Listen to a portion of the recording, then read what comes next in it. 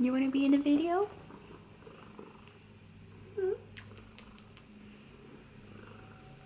Hey guys, welcome back to my channel. My name is Tara. If you've been here before, if you have not, welcome. Today's video is going to be about my paranormal experience. I've been thinking about filming this for a while, but I didn't know if anybody would really be interested. But I had some encouragement. Sorry, my cat is over here being gross. So today's video is going to be all about my paranormal experience, and I thought that this would be interesting for those of you that are into paranormal stuff, or if you believe in it. If you don't, you're not going to believe this video. Where should I start this from? So let's start with the first time that I had something happen to me, and then we can talk about the events leading up, and then the house that I lived in. We'll do it in that order.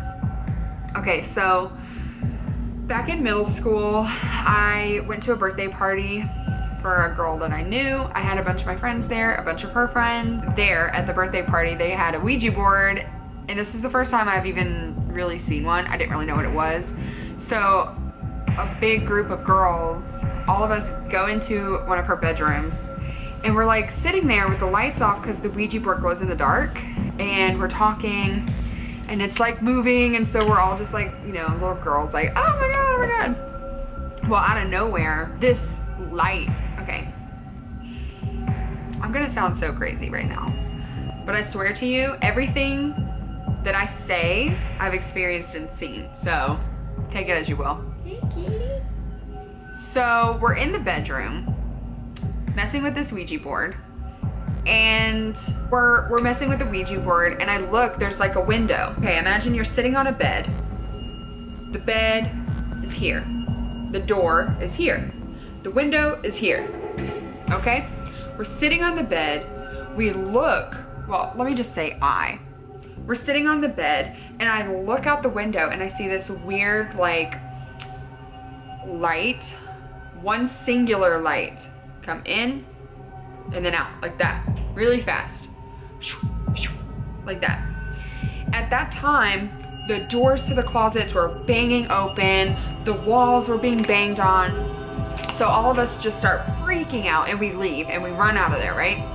Well, come to find out, she had put some of her friends up to like banging on the walls and trying to scare us basically. But when I tell you, the closet doors were the kind of closet doors that were like shutters, and you have to walk into the closet. I don't see how the doors could have literally been like open and closing like this from just a couple like teenage girls banging on the other side of the wall.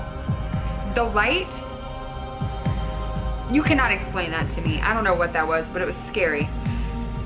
So we slept through the night. My mom was coming to pick me up in the morning. The reason I'm telling you this story is because that day, I really, really feel like something followed me home. I'm just gonna say it. I still to this day think that something latched onto me when I was there. Because once that happened, we had just moved into this one-story 1970s brick house right beside my grandparents' house, okay? My mom grew up beside this house that we were living in now. So she knew the people that lived in there before. And it was an older couple, a man and a woman. The woman died of cancer. So they spread her ashes in the garden that was right outside my mom's bedroom. It was a three-bedroom house with 2 bathrooms. One was in the master, one was in the hallway. Then we had a porch, a dining room, a kitchen, and a living room, okay? Ugh, even talking about this is freaking me out.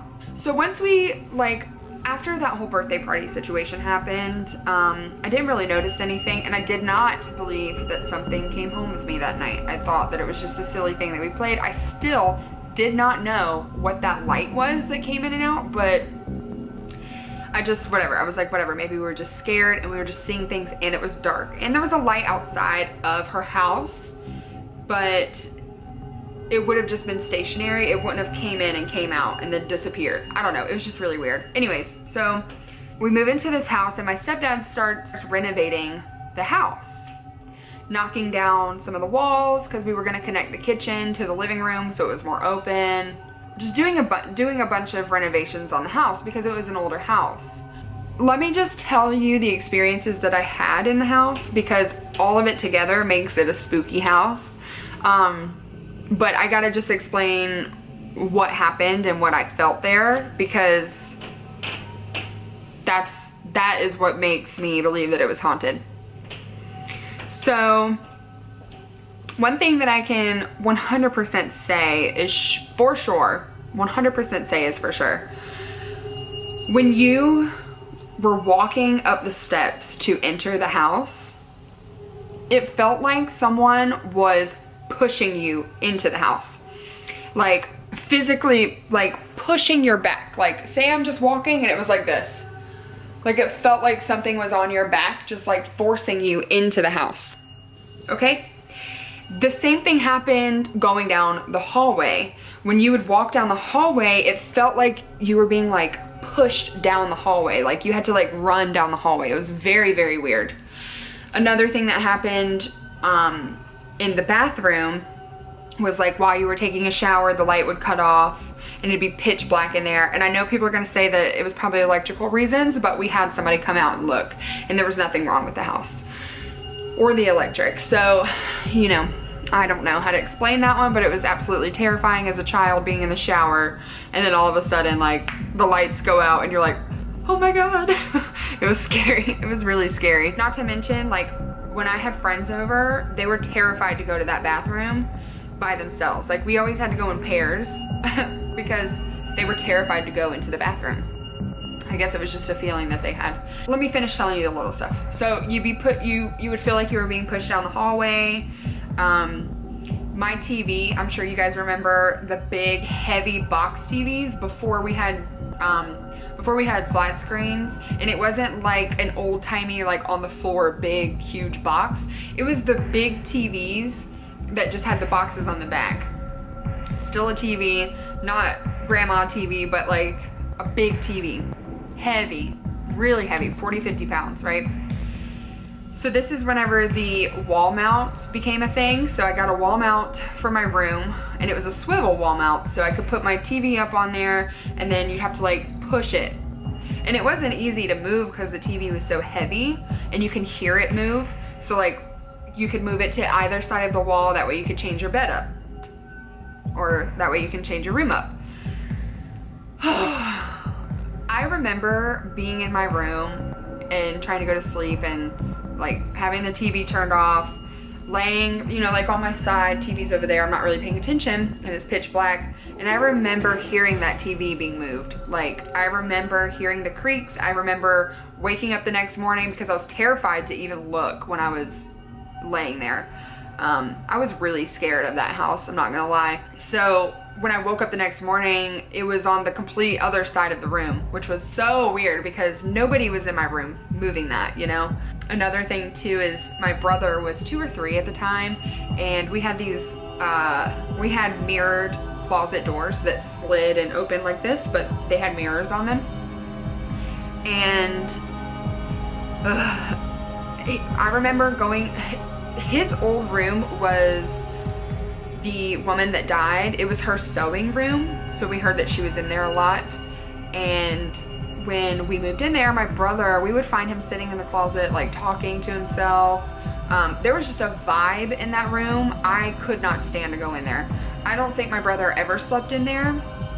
He might have played in there because his toys were in there, but he never slept in there. And we did not like to go in there. It was the weirdest vibe that you could imagine. So getting on to the actual scary stuff, that was just a couple little things. And we've had like random people come up to the door knocking at like 3 in the morning asking for gas when like there's no car anywhere.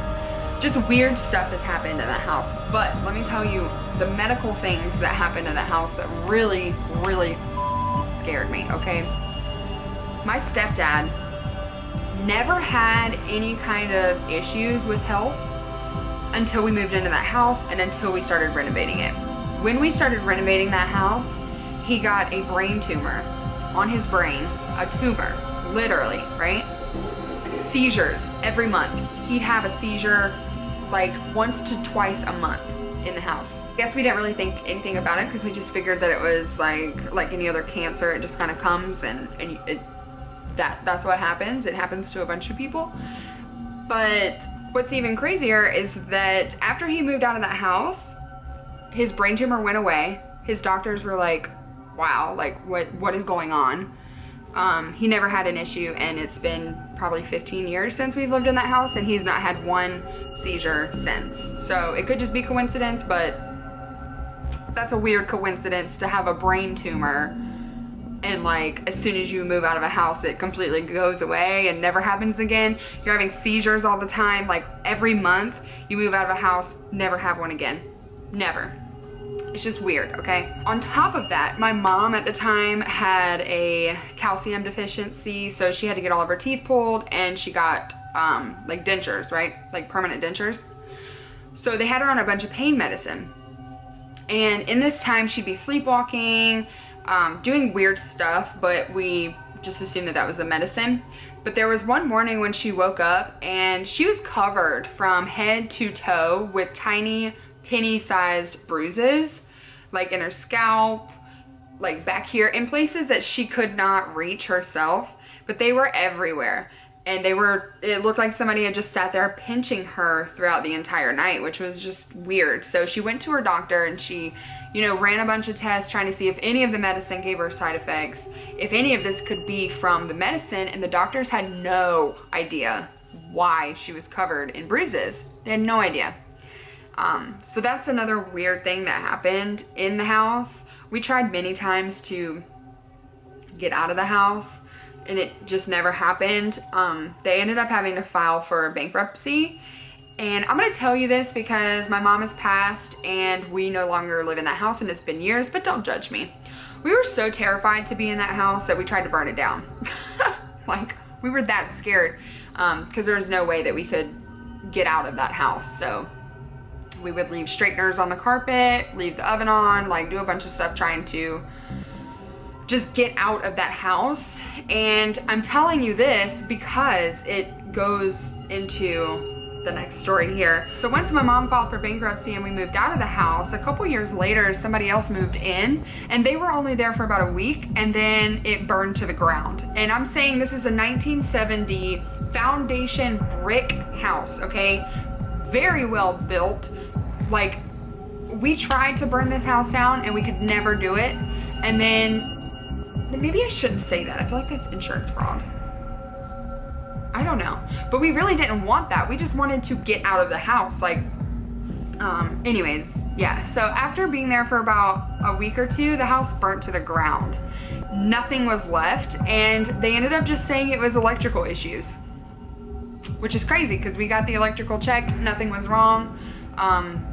And then they just built a brand new house on top of it. So it's crazy to think back now and just think, like, did we start all of that because we started renovating this woman's house and she was getting pissed off at us? Or did I bring home a demon or something, which is what I think happened. I think from that birthday party, having that Ouija board, I did some stupid and something came back with me or something, and all of that stuff started happening. Maybe it really just thrived in that house because it was, you know, she had died in that house. It had a lot of memories in there, and then we were just kind of like tearing it down. I don't know.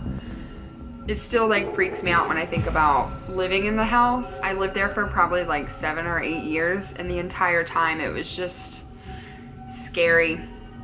Scary. I had really bad stuff happen to me in that house, you know, that I'm not gonna say because I don't feel like it's necessary. But yeah, I had a big sleepover at my house for probably about 15 girls, and they were all terrified. Like, there was just a vibe in there, and you can I'm sure that if you have had paranormal experiences before, you know exactly what I'm talking about.